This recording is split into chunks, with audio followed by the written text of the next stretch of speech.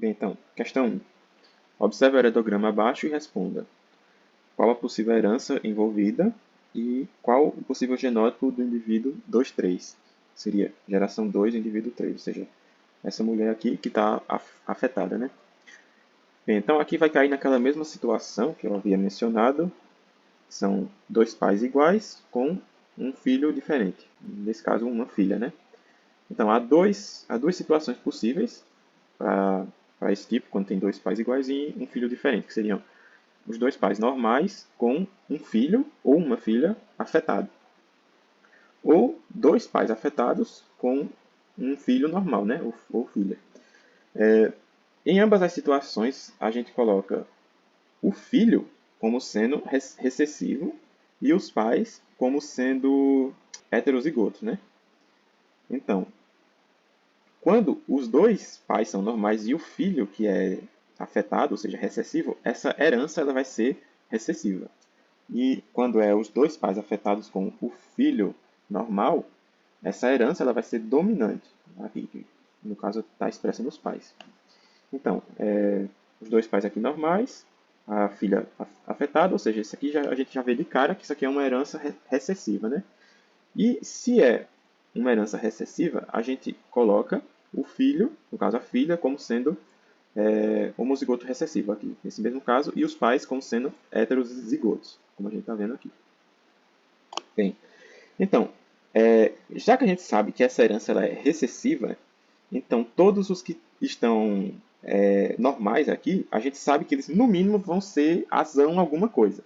Então a gente já coloca azão em todos, né? Bem, então agora vamos começar por baixo.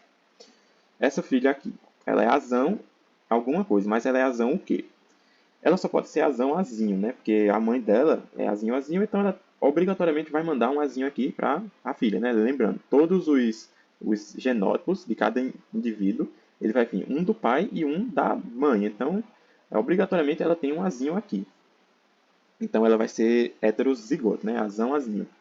Enquanto que esses daqui, vamos lá, esse pai aqui a gente não tem como saber, a gente só sabe que ele é azão alguma coisa porque ele veio de fora, então aqui a gente não tem informação dos pais dele para a gente ter certeza. Então a gente coloca como azão traço. E esses dois aqui também a gente coloca como azão traço, já que os pais são heterozigotos, então a gente não sabe se ele recebeu um azão ou um azinho, nem sabe quem exatamente dos dois que doou esse alelo para eles, né? Então, o indivíduo 1, 2 e 4 a gente vai colocar como sendo azão traço, já que a gente não tem certeza, né? Então vai ficar assim. Eles azão traço e a filha aqui vai ser azão azinho, né? Porque ela é normal, então tem azão e o azinho veio da mãe que é afetada. Então, respondendo aqui, qual a possível herança envolvida? A gente viu que é autossômica, ou seja, não é ligada a nenhum cromossomo sexual, e ela é recessiva, como a gente viu aqui, que o indivíduo afetado está sendo recessivo. E qual o possível genótipo do indivíduo 2,3? Aqui o indivíduo 2,3 seria essa, a gente viu que é recessiva, então é azinho, azinho. Mas você pode perguntar, por que não essa doença ela não é recessiva ligada ao X? Porque, digamos aqui, que se fosse recessivo ligado ao X, então obrigatoriamente essa mulher ela teria que ser XDzinho, XDzinho, né? Já que o recessivo para se manifestar ele tem que estar expresso aqui nos dois alelos. Então, como a gente sabe, um vem do pai e outro vem da mãe. Então, a mãe aqui, ó, ela é normal, então ela tem que ter pelo menos um Dzão para ser normal e um Dzinho que vai mandar para a filha, né? E o pai ele só tem um cromossomo X, então obrigatoriamente para mandar para a filha ele teria que ser XDzinho. Mas você percebe, né, que caso fosse uma doença recessiva ligada ao X, esse pai, como ele já tem o gene recessivo aqui, ele teria que ser afetado, né? Então ele teria que estar pintado aqui, o que não é o caso. Então a gente já descarta que seria uma doença recessiva ligada ao X nesse caso. Logo, só pode ser autossômica recessiva, né? Então, questão 2. Ao estudarmos a divisão celular em genética, sabemos que na metáfase é onde melhor se observa os cromossomos, já que estão em condensação máxima. Né? Diante disso, morfologicamente, quais tipos de cromossomos se tem? Então, morfologicamente, são 4 tipos, né? Que seriam de acordo com a posição do centrômero. O primeiro tipo é o tipo metacêntrico, né? Meta vem de meio, e cêntrico é relativo ao centrômero. Né? Então, é quando o centrômero está exatamente no meio. E quando isso acontece, os dois braços, né, tanto o braço P, que seria o braço curto, e o braço Q, o braço longo, eles são do exato mesmo tamanho. Lembrando, né, P é curto, né, porque vem da palavra petit, do francês, que significa pequeno. E o Q não significa nada, é só porque é a letra que vem depois do P. Então, foi usado esse padrão, né? Então, esse aqui é o tipo metacêntrico, na qual os dois braços têm o mesmo tamanho. Agora tem o tipo submetacêntrico. O que seria submetacêntrico, né? Sub significa abaixo. Então, não é que o centrômero fica abaixo do meio. Ele fica um pouquinho deslocado, né? A gente vê aqui que ele fica para cima. Então, ele vai ficar um pouquinho deslocado do meio. E quando isso acontece, o braço curto ele vai ser ligeiramente menor do que o braço longo. O que vai fazer mais sentido, né? Nessa nomenclatura de curto e longo. Então é exatamente isso que acontece. Um dos braços fica ligeiramente menor que o outro. No caso aqui seria o braço curto. Aqui no tipo acrocêntrico, né, que seria esse tipo, onde o centrômero ele está bem na extremidade, né? Acro vem do grego, né? Acros, que significa extremidade. Então é exatamente onde o centrômero vai estar. E isso vai ocasionar que um dos braços vai ser muito mais curto do que o outro. Ao contrário desse, que é ligeiramente mais curto, aqui vai ser muito mais curto. Vai ser praticamente só a região de satélite aqui. E aqui o tipo telocêntrico, né? O termo telo vem do grego telos, que significa final ou fim. E o centrômero ele vai ficar exatamente aqui no fim do cromossomo. Isso vai ocasionar que não vai ter o braço curto, né? Ele só vai ter braço longo, já que, como ele está no final, então não vai ter outro braço aqui. Então, é basicamente isso que ocorre aqui nos 4 tipos de cromossomos baseados na morfologia, né? Bem, aqui questão 3. Um casal em que ambos são normais, ambos são normais. Tiveram 4 filhos, 2 do sexo feminino, 2 do sexo masculino. Então, os 4 filhos aqui, 2 do sexo feminino e 2 do sexo masculino.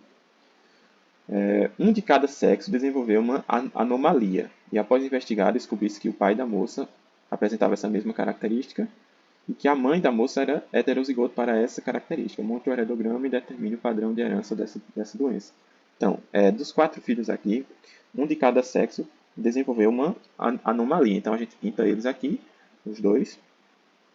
E foi descoberto que o pai dessa moça aqui, ele tem a mesma característica desses filhos, então ele também vai ser pintado. E a mãe é heterozigoto para essa característica. Então a gente sabe que ela é azão, azinho, né? Bem, então aqui caiu naquela mesma situação em que tem os dois pais aqui normais e 2 filhos afetados nesse caso. Então a gente vai colocar os pais como heterozigoto e os filhos aqui como homozigoto recessivo. Ficou como homozigoto recessivo e aqui os dois como heterozigoto. Como a gente viu, essa aqui é uma herança recessiva, como a gente percebe aqui. Então, o pai que está sendo afetado, ele também vai ser azinho, exatamente como os filhos aqui. E a mãe a gente viu que é heterozigota, então vai ser azão, azinho. E esses dois aqui, como os pais são heterozigotos, a gente também não tem como saber se aqui é azão ou se é azinho. Então, a gente vai colocar como azão traço. Não precisava colocar o genótipo, né? Mas quando a gente coloca os genótipos, a gente consegue identificar melhor o tipo de herança, né? E no caso, vai ser uma herança autossômica recessiva do mesmo jeito. Então você pode ver aqui que ele pulou essa geração dos pais e foi exatamente aqui os netos. Então, monte o heredograma e determine o padrão de herança. Então, o heredograma é esse e o padrão de herança já foi dito aqui, que é autossômico recessivo. Em a questão 4, os cromossomos humanos eles são classificados por tamanho e por sua morfologia, apresentando um número de grupos que permite melhor serem organizados de forma resumida. Diga quantos grupos são e explique-os. Bem, então são 7 grupos, né, que vai de A até G. E o que a gente precisa saber é que os grupos A, B são os maiores, C, D são os médios e E, F, G são os grupos pequenos, né? Eu não acredito que ele vá pedir exatamente a numeração de cada um, mas seria o grupo A seria dos cromossomos 1, 2 e 3, ou seja, dos 3 primeiros pares.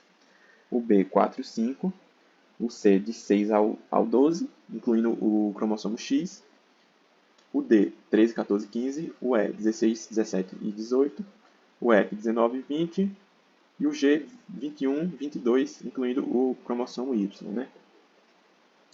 Então, basicamente é isso, mas eu acho que o que seria satisfatório na questão era dizer quais são e dizer quais são os pequenos, médios e grandes, né? Então, acho que só isso já seria o suficiente.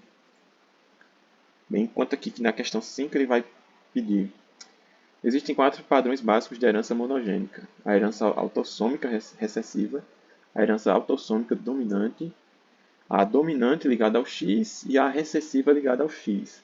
Diante disso, classifique abaixo as anomalias com os padrões de herança. Bem, então, isso aqui é basicamente uma decoreba só. Você só tem que decorar. Eu recomendaria decorar pelo menos um, no caso dele pedir algum exemplo de cada um dos tipos, né? Então temos aqui anemia falciforme, síndrome de Rett, daltonismo, doença de Huntington, ou síndrome de Huntington, também pode ser chamado, né? Então, dessas quatro aqui, duas são síndromes, né? A síndrome de Rett e a síndrome de Huntington. As duas, elas são dominantes. Só muda que a doença de Huntington é dominante autossômica, enquanto a síndrome de Rett é dominante ligada ao X. Dominante autossômica e dominante ligada ao X. Enquanto que o daltonismo e a anemia falciforme são recessivos, né? Sendo o daltonismo uma doença recessiva ligada ao X, ou seja, se tiver um avô com daltonismo, ele tem uma filha e essa filha ela vai ser portadora do gene do daltonismo, né? E esse gene do daltonismo vai passar, porventura, a um filho que ela venha a ter, né? Então esse filho ele vai ser daltônico, a mãe não vai ser daltônica, porque para ela ser daltônica tem que ter os dois genes recessivos, o que é mais raro nesse caso, e o avô também vai ser daltônico. Então nunca vai passar de avô para o filho, sempre de avô para o neto, né? Digamos assim. Bem, e a anemia falciforme ela é uma doença recessiva autossômica, né? Só lembrar daqueles genes que a gente usa, HBS, que seria o dominante, e HBS, que seria o recessivo. Então, para ter a anemia falciforme, teria que ser HBS e HBS. Esse nome HB vem justamente da hemoglobina, né? Que está relacionado com esses traços da anemia falciforme. Então, basicamente é isso.